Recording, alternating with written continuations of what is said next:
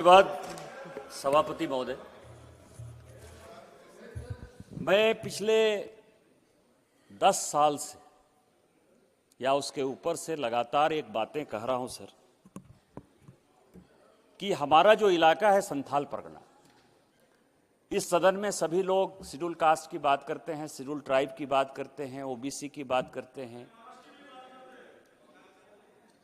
आदिवासी की संख्या हमारे संथाल परगना में 45% था 1951 की जनगणना के अनुसार। आज आदिवासी की संख्या 2011 की जनगणना के अनुसार केवल और केवल 27% है, और अभी जो जनगणना स्टार्ट होगी उसमें मैं दावे के साथ कह सकता हूं कि ये 21 या 22% होगा। आदिवासी विलुप्त हो रहे हैं, और उस आदिवासी को विलुप्त करने में वहां की जो राज्य सरकार है वो आधार का सहारा ले रही है, जो आधार सिटीजनशिप का मामला नहीं है, आधार रेसिडेंट का प्रूफ देती है। उसके आधार पर बांग्लादेशी घुसपैठिए वहां आ रहे हैं, हमारी लड़कियों के साथ शादी कर रहे हैं, जल जंगल जमीन पर वो कब्जा कर रहे हैं। और इस कारण से एक दिन ऐसा आएगा, अभी जनगणना हो रही है, 2008 की जनगणना हमारे यहां नहीं हुई सर, झारखंड में 2008 की जनगणना इसलिए नहीं हुई कि आदिवासी की संख्या घटने के कारण 1 लोकसभा की सीट और 6 विधानसभा की सीट आदिवासी की समाप्त हो रही थी। और अभी जब जनगणना होगी फिर मुझे लगता है कि झारखंड में फिर से परिसीमन नहीं होगा, क्योंकि इस बार 2 लोकसभा की आदिवासियों की सीट और कम से कम 12 विधानसभा की सीट घटेगी।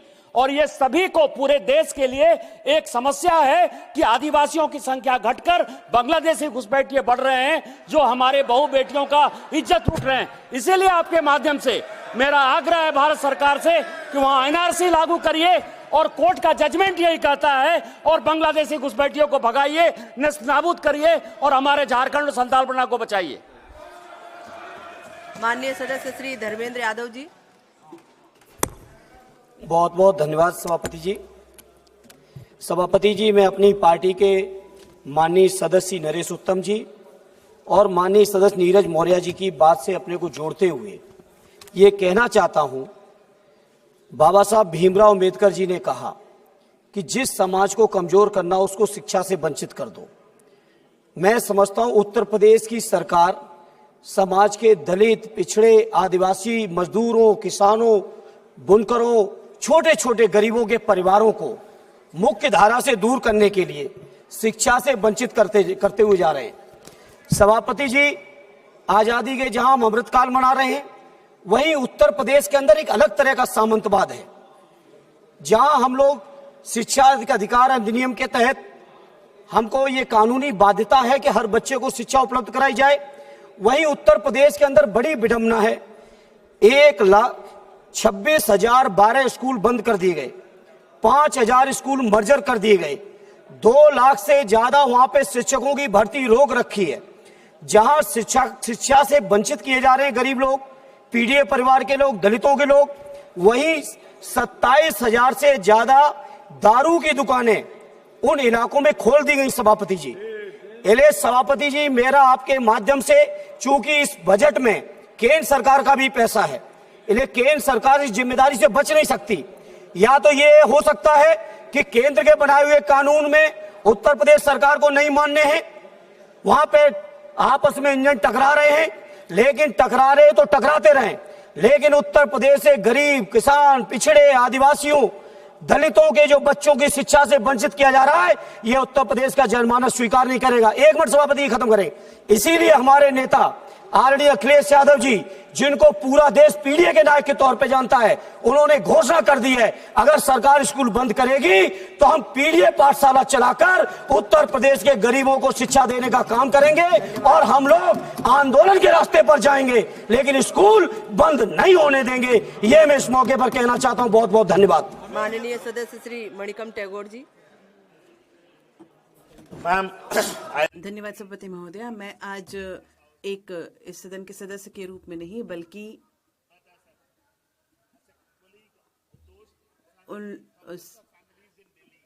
दिल्ली के जो हजारों परिवार हैं जिन्हें यहाँ से निकाल दिया गया है, उनके एक परिजन के रूप में आई हूँ। ये केवल ईंट पत्थर का मकान नहीं था, उन घरों को तोड़ दिया गया और उसमें उनकी सारी यादें थी, उनके बच्चों की यादें थी। आज वो जो बच्चे हैं जिनके हाथों में किताब थी, वो आज ईंट लेके उस घर के खंडहर पे खड़े हैं जो एक समय उनका आशियाना हुआ करता था।